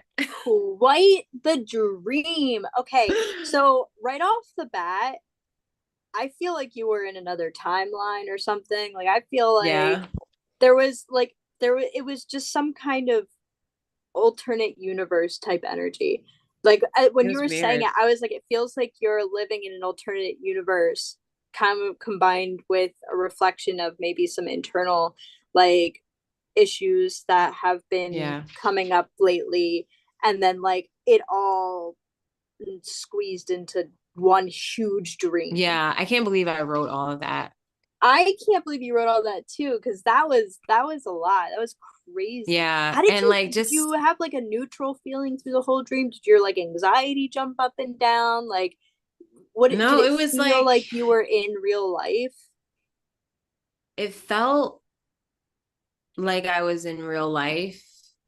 It's interesting because cars are one of my dream symbols, recurring dream symbols. And I've talked about this in previous chats that like my birth name is Portia. I was named after a car. So that's just a really good example of how our dream symbols, like our psyches, are so unique. And they're like, yeah, your dream symbol will be a car. That's going to be something that's really important. You were named after a car. It's a whole thing with my identity. And just like the general meaning of cars have to deal with, or vehicles have to deal with your life direction and whether you're in control of it, where it's going. And so it was Yep. so interesting. I felt in the dream, there was like this excitement. And it was, what was really interesting is that I had no idea where we were going. Like the whole time, it's like, oh, we're taking this journey. I'm with people I don't know, but I'm also, and my friends switched Yeah. like through the dreams where it was really interesting because I feel one of the friends that was there at the end is someone that I've just started connecting with in the past couple of years. But the initial person is one of my best friends that I met in Colorado. And then my friend Aurora is interesting because she's my best friend that introduced me to all of like the spiritual stuff, right? She gave me tarot cards. She introduced me to like witchcraft and all of that. And so it was really interesting how I like ditched her in the dream, and I've been feeling a way about that because we're not as close. She always reaches out to me, and I'm so bad with like, keeping in connection. And she literally lives in New York. Like she's like 3 hours away. And this is the closest we've been to each other in like a decade. And so I think that was kind of coming up as well in my Oh, for psyche because I was sure. like, I need to call her. I need to call her. She reached out to me. I need to call her. Um, but what was really interesting was like when I actually looked to get a understanding of where I'm going or where I am, like seeing the signs, even though it was like I was looking at the GPS maps on my phone, but I was getting road signs on my phone for London and Australia. And Australia makes sense because I have a very close connection in Australia, but London is completely random. Like I don't have any interest in, I don't care about visiting London. Like if I did, I did. So that was really symbolic to me because I'm like, well, like I could be like Australia, that makes sense because I have friends there and I would love to go visit. Like I would love to go to Australia. But like London made it seem like, oh, there's something destined here with like London and Australia. Like it's like, why London? Or So that maybe kind of someone caught you're my going to get to attention. know in the future will be Right. from From London there. or Yeah. have connections to London, or you the nature of what we do is online, so we could really have contact with people from anywhere. Exactly. And, one last thing that really stood out to me was like at the end of the dream, because it was almost like literally my eyes were closed between like leaving her, where it's like, I just got to go. Like, I got to meet them in Idaho. Like, I cannot miss this. Like, I have to go with them. And so it was like, I'm out. Like, I had a few of her things, and it's like peace, which is funny because she's not a hoarder, but like our friendship there was a big part of our friendship where I would like come to her house. Her sister and I would come over and clean her house. She would make us food because she like never Mm-hmm. cleans. She's that person, but Mm-hmm. it's like her things are magical. So it was cool, like the books and the like crystals and all the stuff. But we would just organize, clean her kitchen, and I she would love give us doing that. food and like weed and everything. We put on like movies and stuff. So it was like this very cozy, homey vibe. And she's a friend where you always come to her house. She doesn't go to your house. You go to Yep. her house. Is she a And so Capricorn? no, she's got a lot of Aquarius and Sag. Okay, that So I makes just sense froze too. there. I'm gonna be freezing, but that's okay. So it was funny that I was like, hey, come to the road trip with us. And she like took the wheel and like went to her house. That's totally our friendship. But what was really interesting is from leaving her to moving forward, it was like the blink of an eye. Like when I finally found the rest stop, it was like I was like, ooh, like in their dream. I feel like I almost hit it. there, I could see like a small family. I'm like, oh my God, I gotta watch out for them. And that's where I finally landed. And I was like, okay, I gotta get back. Like I have to go back. That's But then crazy. going back was treacherous. It was like, how did I make it through all of this? Right. Because it was like, no way. And one of the things with my dreams too is that I've had, I feel like a recurring dream symbol for me is like obstacle courses. Like there's Okay. always a thing. So I don't know what that is. I would have to look into that. But yeah, so My that was sister that. has obstacles courses in her dreams too, and she's an Oh, Aquarius, really? born on January 20th. Right. We have the same. Okay. We'll have to talk about that later. But yeah, because I don't want to take up too much time. But I just wanted you to hear it. We can go into deeper later. But Yes. that was crazy. And that's what I get for not writing my dreams for a month and a half because it was 16 like, pages. Like, And it's like you cannot write the detail. Like as someone who, you know, writes the dreams and interprets them and does this work, you know, you have to get, if you remember it, you need to write it down. Like do not leave a detail out. So Yeah. important. Because you never know what's gonna mean something later. So yeah. So there's that. And so I know you were curious about my feelings towards my ex in the dream. And it was like neutral because before when I would dream about this ex, before I had any clearing on it, it was like, oh, is he thinking about me or what's he doing? Or is everything okay? Does he hate me? Then I had a lucid dream experience where I tried to talk to him. I couldn't talk to him, but in the dream, I got clarity and clear, just a clearing of that, like, we're good, you know, like I couldn't talk to him. And at that point, it felt like an avatar, which made sense because most of the dream people that I have or people in my dreams are people that I know. It's weird to me when there's someone in my dream that I didn't know, like the other two guys. So I was like, so in this dream, it was kind of like, it wasn't a big deal. And, waking up, I was annoyed. I was like, can we like move on? But wasn't that weird that the lady called me Portia? Yes, I was like, okay, who's this person? Right. Is and this someone you knew? Is this someone like where did this come from? What is this? Yeah, I'm like, what was the point of that? You know what? Waking up, I felt like it was like a spirit guide or something. Oh, maybe that's kind of what I got. It could be a reflection of the way that your mom feels about your name. Could be. Yeah, I was just like, because it wasn't kind of coming in. Because the dream person wasn't anyone that I recognized, and that's odd for me. And they also, like in the dream, I knew, I was like, wait, she doesn't know me. I don't know who she is. She's a random person. And she just called me Portia. Like, what? Yeah. So that was really interesting. So, you know, as we say with dreams, we want to, it definitely caught my attention. Right. I was like, how does she know that? I don't know. This lady just like walked up to us on, you know, in front of this restaurant. So absolutely. That's crazy. Yeah. So my dream symbols there was the obstacle course, the car, the ex-boyfriend. Sidori, that's a big one. Which I'm noticing that I worry less and less about her because before, like I notice in my dreams when she disappears, and I'm just like that becomes the center of the dream. I'm like, where is she? You know. Mm-hmm. Also, Mary says my car is on the way. She'll be delivering your car. Yes. I'm in search for I'm getting a new car here soon. Well, not new, but new. Yay. So I love that. All right. So what do you have for us tonight? Oh, this is like a 2-hour chat. I love it. So I have okay. I'll just start. I'll just start. All right. So when I awoke in my dream, I had already switched from the previous one that I am forgetting at the moment. I was in a vehicle as a passenger looking out the window to see a collection of picnic tables alongside a creek or river. I was on a bus, like a school bus. The river was flowing quickly and was brown from the rainfall, which it has been raining a lot here lately, and the river has been brown. So like that might just be a reflection of what I'm seeing. Mm-hmm. There were dream people eating at these tables. It vaguely felt like school. I then transported to walking into a small, narrow room. Sorry, this is a little difficult sometimes. Like, what was So that I thing? walked, yeah, right. I walked into a small, narrow room that was cluttered.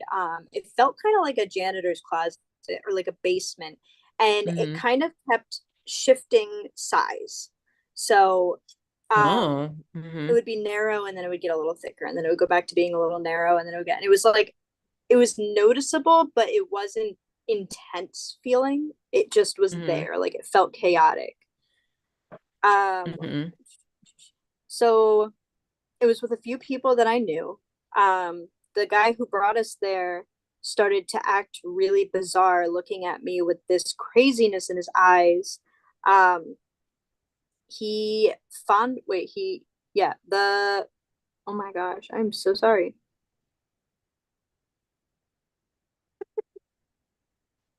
Oh, he fondled a knife under his hand. I had to think about. I was like, that doesn't sound Yeah, right. it was like, Like where he is this was like, going? he had a hand, he had a knife in his hand, and he was kind of So he's just like kind of playing moving it with it. around, like Yeah. moving it Yeah. around in his hand, Mm-hmm. um, and continued to grin, and the grin was really creepy. It was like just like evil, like Ooh, I'm yeah. gonna fucking kill you type of energy. That's when I said we needed to leave. And I started running through the building. The people who were with me followed suit. We traveled up the stairs and closed the door behind us. Looking the dream person, wait, locking the dream person out. I began to look around the room frantically, trying to decide our next steps. I saw stairs that were it was like a mix between a ladder and a staircase, like one that you Mm-hmm. pulled down. Um, that led to an opening out of the attic because at this point we had ran up into the attic. Wow. Um, This is cool. so as I was explaining how we needed to climb the ladder and get through the ceiling to the people who were with me, the door that we locked was being hit extremely hard and like with so much force that it looked like you could see the indentation of a body going through the door, kind of like a Mm-hmm. cartoon or something. And so I was gathering everybody and kind of guiding them up the ladder up out into the like, because it was weird that the house was underground. So the attic to the house, when you went through up the Oh, stairs to the opening, it was the first like so it was ground the attic level. and the first floor. Yeah. So Whoa. Yeah. not it was the attic in the basement actually, if like in that retrospect, because when we climbed out the opening it was the like streets. So I was pushing everybody to go up. I was like yelling at them to go faster because this guy was almost going to break through the door, and just as the last Hmm. person goes out he breaks through the door, and I climb up to the surface and I kind of just look around, and it is this like gray foggy warm and humid air.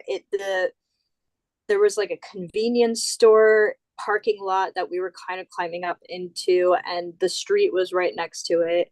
And then I phased into my next dream. Mm-hmm.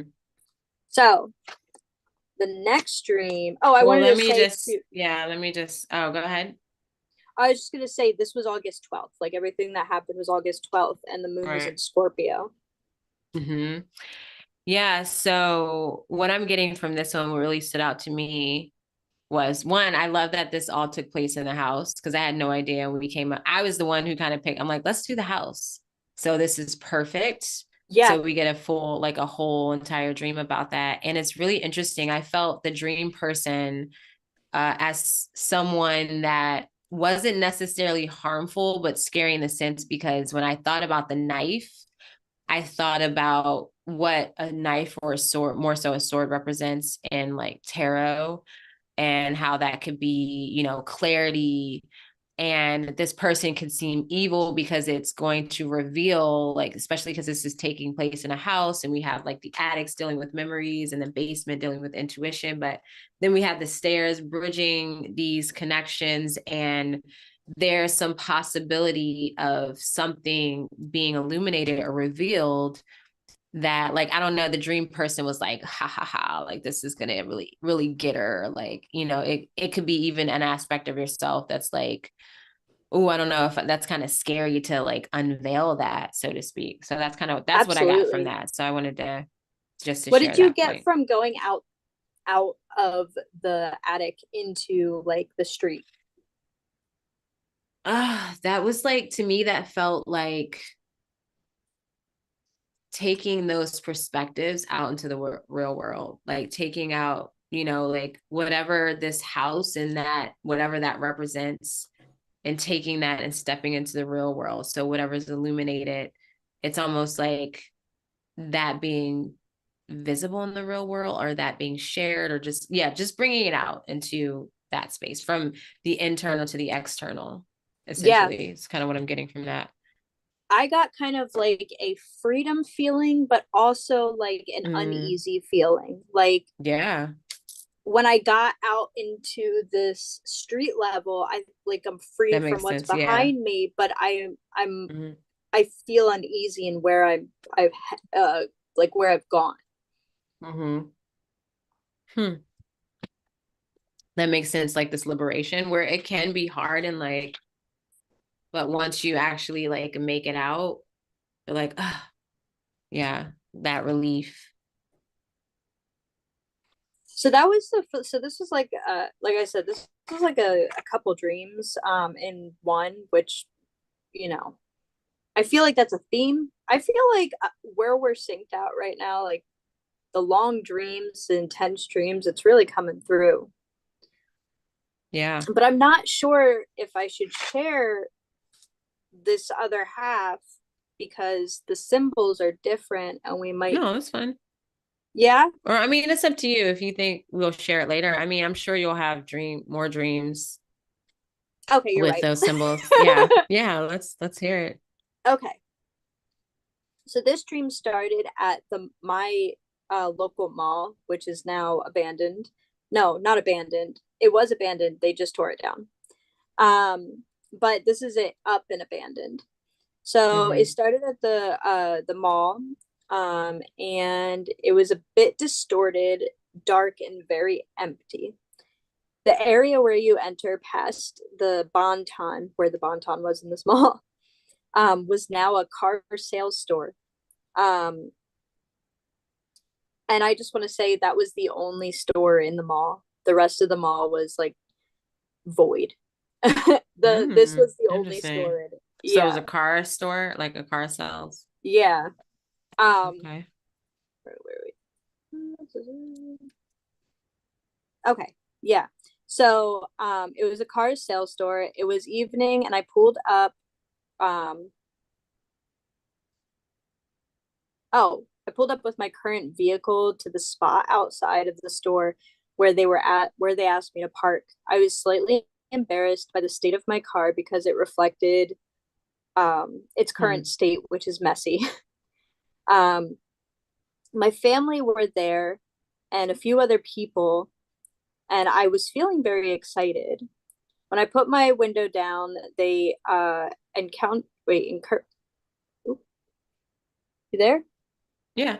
That Can you freeze see for a me? second? I Yeah, don't think so. sorry. um, I felt slightly embarrassed by it because it was messy, and I was there with my family, and I felt really excited. When I put my window down, they encouraged me to come inside. I walked into an empty, dark mall with one store that was like in use. Hmm. It was lit up really bright with cool tone LEDs. My parents could go in, but I was not able to enter the store. The mall was a bit.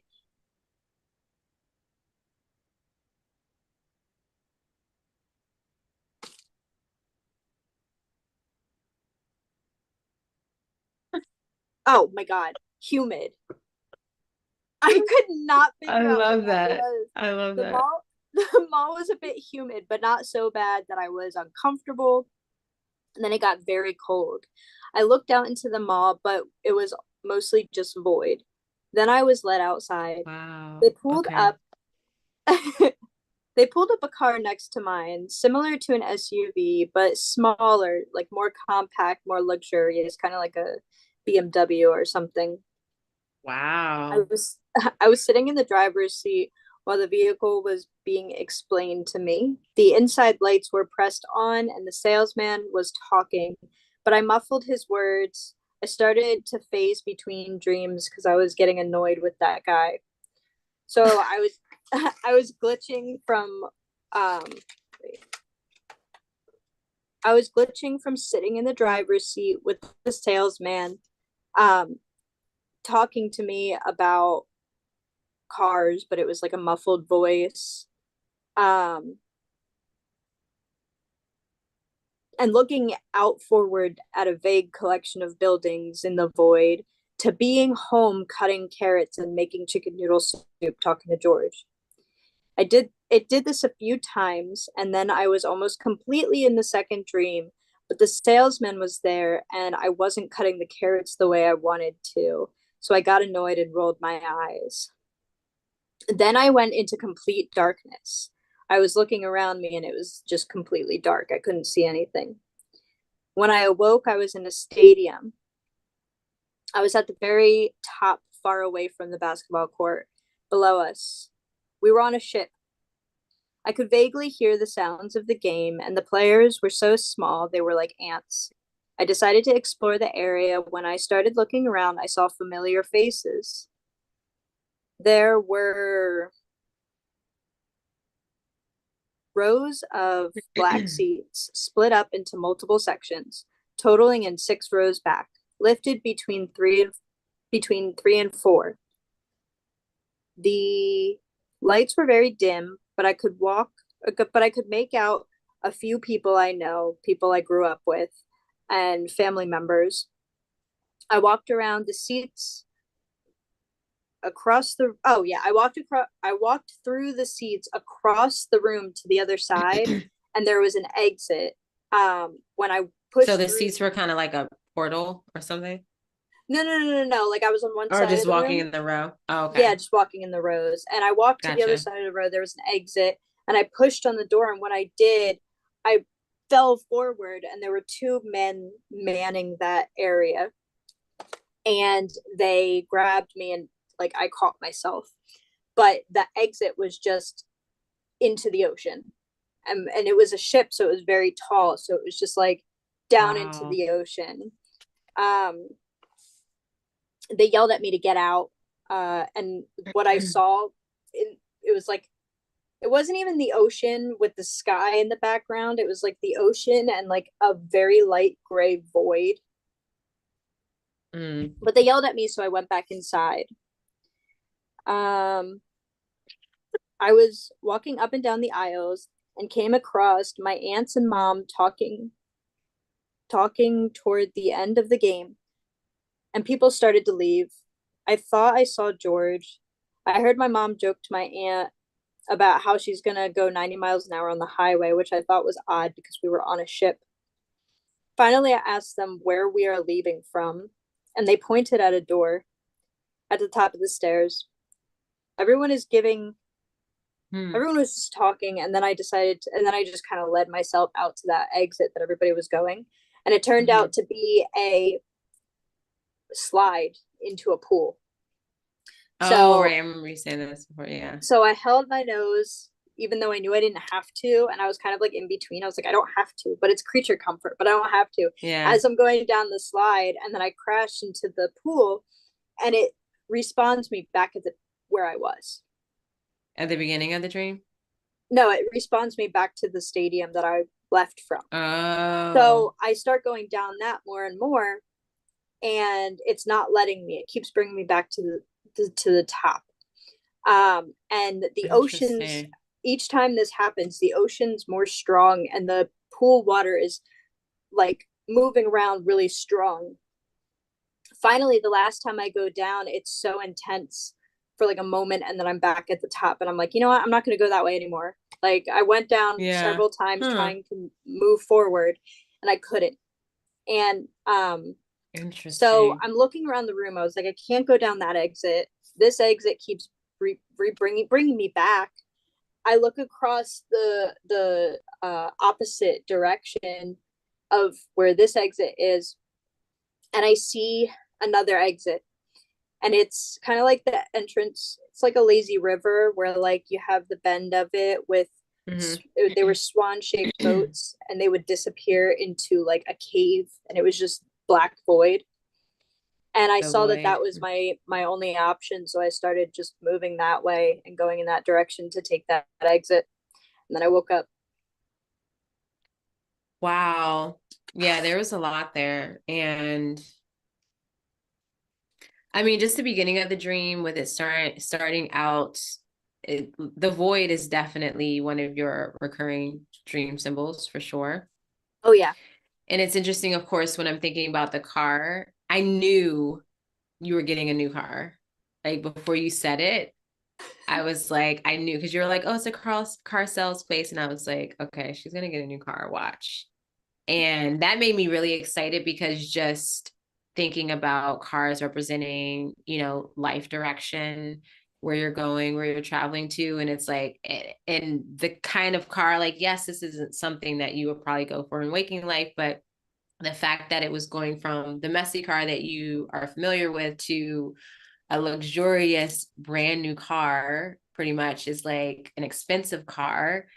Like that's something you want to see in a dream. If you're talking about your life direction, that means like you're getting an upgrade, you're going through this major transition, and that would be an indication, yeah, you're headed in the right direction. Like there's expansion, there's growth, there's abundance to be able to like afford that type of car, to be gifted that type of car.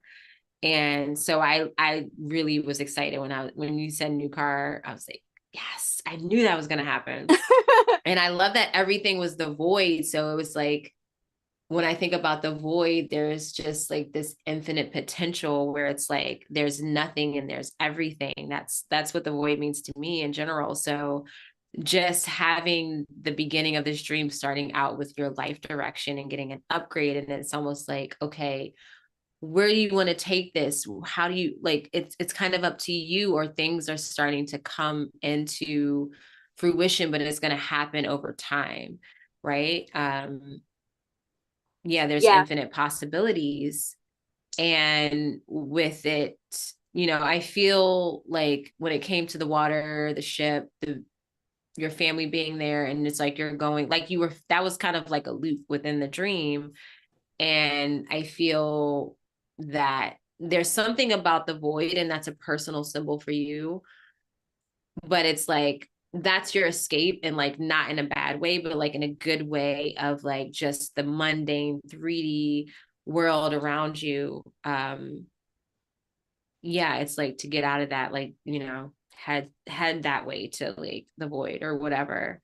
um the stadium situation, I don't know, I don't have a read on that.